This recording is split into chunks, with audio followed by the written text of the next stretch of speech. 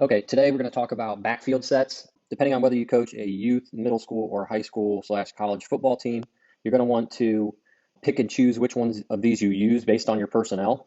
If you're going to be a shotgun only team, meaning you're going to be in the gun every single play, I would recommend for anything up through 8th grade, just using pistol and flat, and you'll see why when we get to those.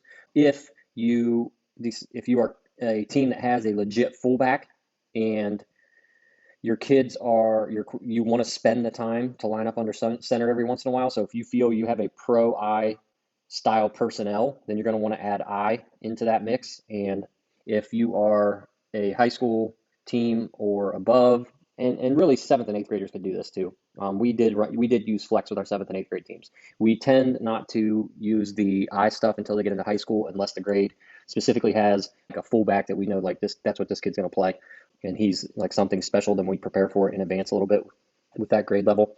But flex is another gun set that we use in special situations. And last season we actually used it quite a bit, and you'll see why when we get to the play calls and things like that, the run game. But for now, if you coach anything middle school and below, I would start. You can always add these things in as the season goes on, but for minicamp and install, I would start with just pistol and flat. Okay, so the two backfield sets that you're going to predominantly use, as discussed, are pistol and flat. Okay, so these are not determined. You can call these things, and at the varsity level, we do call them because we run some of our schemes out of both pistol and flat backfield sets. But for install purposes, if you're coaching a youth or middle school team, we have the plays split up into inside zone schemes and outside zone schemes. Now, does that mean all of the plays are zone schemes? Absolutely not. This is just the way we install it to make it easy for the kids to remember. So your pistol set, in this course, all we're going to talk about is alignment. Once we get into the run game install, then we'll go through this in great detail. But for install purposes, as your running back coach is installing this stuff to the backs, you want to teach them with the pistol set that the tailback is going to line up 1 yard outside of the quarterback's shoulder, and he is going to line up at 7 to 8 his toes, so not his heels, his toes, at 7 to 8 yards. And that really just depends on how skilled your tailback is. So if he's super fast and downhill and aggressive, then you're probably going to want to line him up at 8 yards, especially at the varsity level. And then if he's a step slower, whatever, you can always bump him up to 7 yards. I would say in most situations, I would start him at 7 yards, and then you can always back him up. The other reason for that is if you're going to line up in the I, typically the tailback lines up at 7 yards unless he's a real burner. So that'll make things easier when you put in the I stuff as well if you want to line up under center. And the side of the quarterback that he lines up on is determined by the play call. So if the play is just spread Indy left, so that would be inside zone to the left, he's going to line up on the right side because we are running Indy back to the left. So the quarterback will take his 45-degree step, they'll mesh, and he'll read the defensive end. And then if we call Indy right, then he would line up same spot over here, and the mesh would go this way. Okay, so pretty simple stuff. The reason we use pistol and out of the gun is because with the meshes, it really manipulates the defense, and it gives them what they think are tells, and then we play those tells against them. So if you look at some of our, you'll see what I mean when you take our inside zone course. Our inside zone has 3 options. We can hand it off, we can pull it, or we can throw the bubble.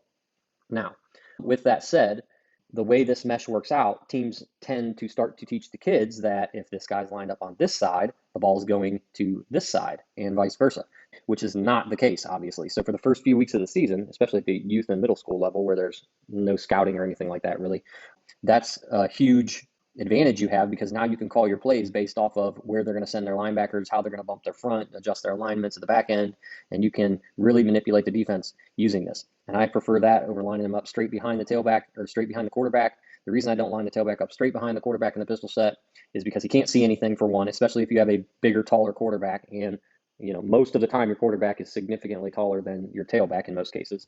And the other reason is because it makes the meshes really awkward and the footwork awkward for the quarterback. So at the high school level, when the tailback lines up directly behind the quarterback and you're in spread, you don't really know which way the defense is going to call their front, meaning are they going to put the nose guard here and the 3 technique here, or vice versa.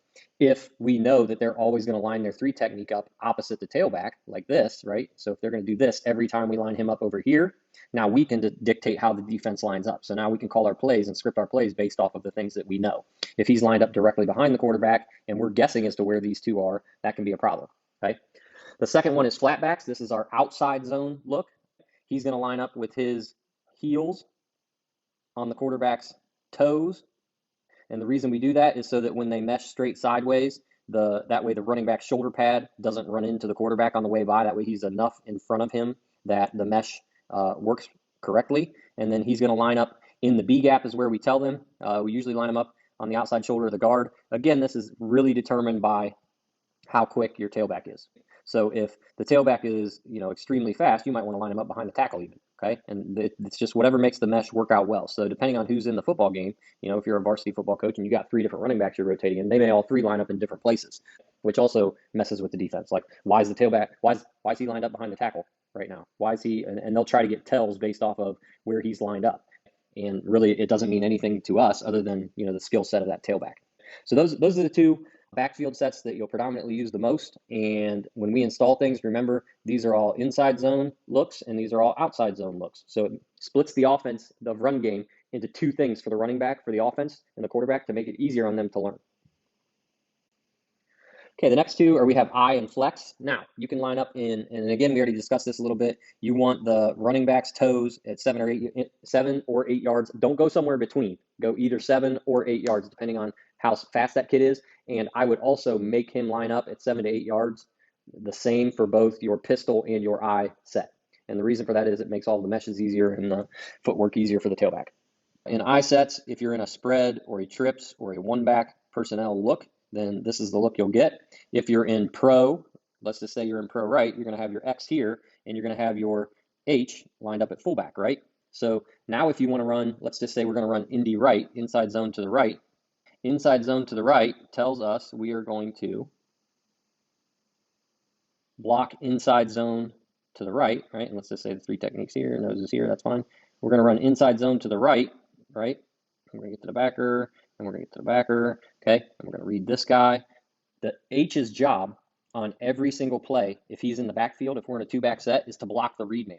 We say, well, we're turning this guy loose, this defensive end loose, and he's going to hit our quarterback in the back of the head. Nope. We're going to slide, gather, and go to run inside zone. He's going to take his same aim point. And the H-back, his job is to block inside out. So he's taking an inside out route to block that read man or the defensive end. So we're blocking him, right?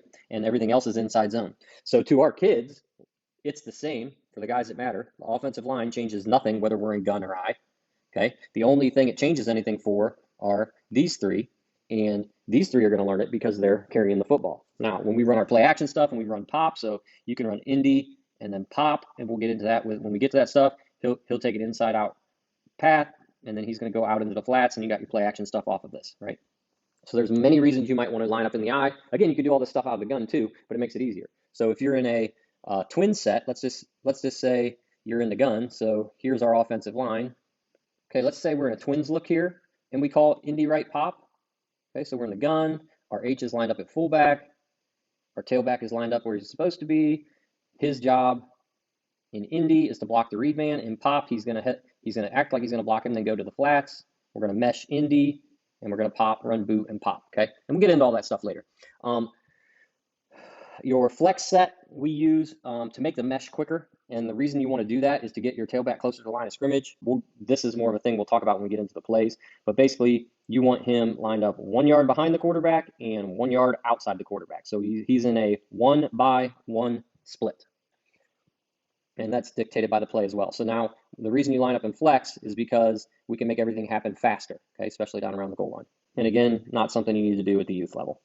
Okay, so we started to talk about 2-back sets. Let's go into this in greater detail. So if we're in a twins look or a pro look, which are your two-back sets, so twins and pro, you're going to have one has a tight end and one does not have a tight end, right? So if this is our twins look, obviously, because there's no tight end. So the same thing applies. He lines up same alignment as he does if it's a 1-back set. So 7 to 8 yards, same alignment. And your H-back is going to always line up in the B gap. So no matter what, he's lining up in the B gap just to keep things consistent. And his job is to block the read man.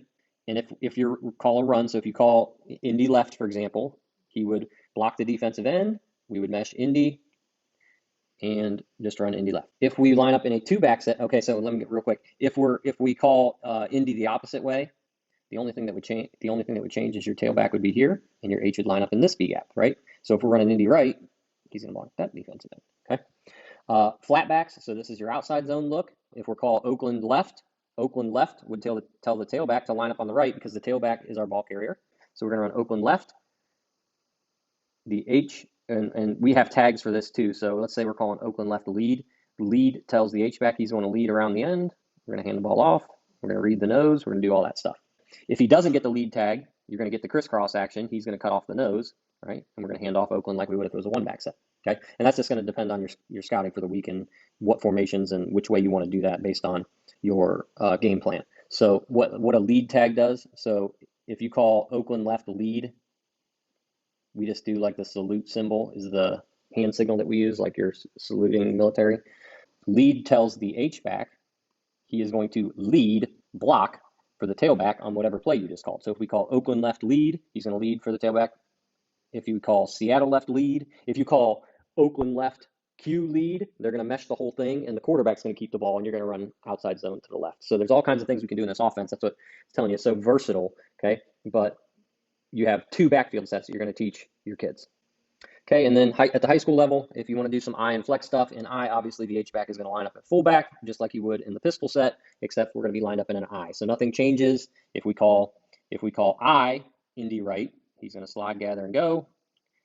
Quarterback's going to reverse out and mesh, and as soon as the ball is snapped, he's going to block the read man, which would be the backside defensive end. Okay, so same stuff.